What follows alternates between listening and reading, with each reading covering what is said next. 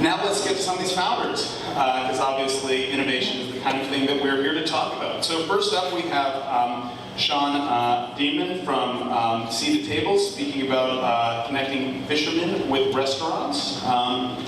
Sean, there you go.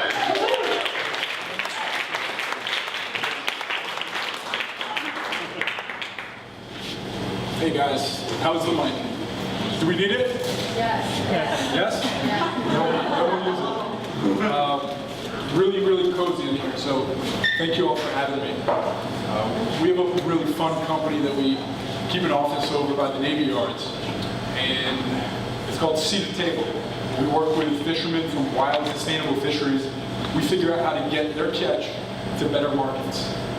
We started our business down in the Caribbean, on the small island of Tobago, all the way on the southern reach of the West Indian archipelago. It's sister island to Trinidad, just off the coast of Venezuela. And my parents took us there as kids. I'm one of 5, and they would take frequent flyer miles and pack us up in lieu of winter holidays and just go. And one year we flew into Trinidad, and we took a hopper flight to Tobago. And my dad was bragging because he had a rental car all set up, this Jeep. And we get there, and it was a Suzuki Samurai. And we put 2 adults, 5 kids, and 2 weeks worth of luggage. Where we're kind of sitting above the luggage, above the roll bars, and we wind through the mountainous terrain about an hour east on this little island where we found a small fishing village called Charlottesville. And in this village, we found something that we hadn't found in other family vacations around Central America and the Caribbean. A really vibrant fishing community. Guys would go out in open wooden pirogues with bamboo outriggers and 40 horsepower motors. No electronics, no communication whatsoever. They'd go out in the dark and they'd come back in the afternoon, and they would hand line with single model filaments and hooks enormous big tunas and wahoo and mahi. And my grandfather fishes right off here at the South Shore of Long Island, just recreationally, although it was his life passion. So every time we went on vacation, we'd go and we'd tug on the shirt sleeves of these guys and ask them to take us out, not on charter boats, but on the working boats. And one day I went out with a guy named Ratface. And Ratface was true to his name, but he was really nice. And I kind of snuck out of the house. I was about 12 years old and got into his boat while it was still dark. And we went out fishing. We must have caught 400 or 500 pounds of gorgeous big tunas and wahoo and 60-pound fish. And I'm sitting there trying to pull in a 5-pounder, and just no problem hand lining it in. So we're coming back to shore, and I'm psyched. It was like one of the best days fishing of my life.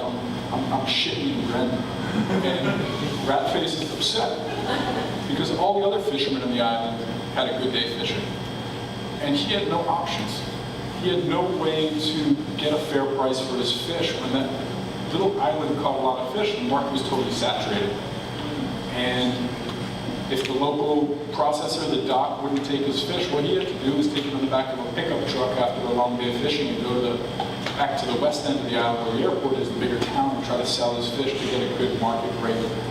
And that was the problem with Tobago. It had no external markets. These fishermen were just at the whims of a tiny isolated island. So that day an idea was born that if we could connect the fishermen of Tobago to our hometown in New York City, that the chefs in New York City would appreciate this gorgeous fish, the fishermen could get a better market, and our family could start a good business. And we called it Tobago Wild. And what we did is we built a processing plant, a fish house. We started an ice plant. We distributed coolers and taught the fishermen how to care for their catch.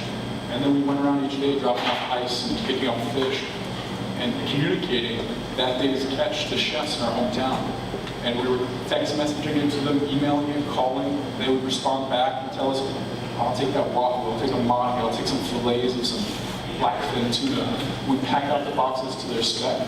We would ship from Tobago to Trinidad, Trinidad to JFK. We'd pick it up in a refrigerated truck, and we'd drive around New York City knocking on back doors of restaurants and telling them the story of the fishermen. And they loved it. And they wanted more. And difficulties of getting the fish off Tobago was real. It's not easy to start a business, but we cut our teeth. And we made a nice name for ourselves. I started just after college and worked out in that fish plant for a couple of years and started figuring out what we were good at and what we weren't good at. And we weren't good at logistics, so we handed it over to FedEx. And FedEx would take the fish from Trinidad and now deliver it not just to New York, but anywhere in the country. And then I left Tobago and I went up to Alaska because this problem wasn't just for Tobago, it was for fishermen all around. They were beholden to the markets available to them. If the local processor told them what the price was, that's the price they got. They had no other option. And if a lot of fishermen were catching fish, the price was low. So we started to realize what we were doing wasn't just getting fish off Tobago, we were connecting fishermen with chefs. And so I started to roll this out. And I went up to Alaska and I spent a year up there and worked with different fishing communities and different fishermen. Instead of running and operating our own fish plant, we started to partner with existing fish houses and having them custom pack and cut to our specs. So now our real challenge isn't just getting more fish from fishermen to chefs, it's figuring out the technology behind it. We've expanded to work with over 36 fishing communities and we shipped over 1,000 chefs last year. Our business has grown from 3 to 15 employees in the last 3 years. And the platform behind it is taking the daily availability to each of these communities, matching it with FedEx and API that allows you to figure out the real costs determined between your point-to-point fresh delivery and then making sure the fish gets delivered. So it's a really fun business. We get to travel, we get to work with fishermen all over the country, we get to work with chefs. And I thank you guys for allowing me to tell my story here.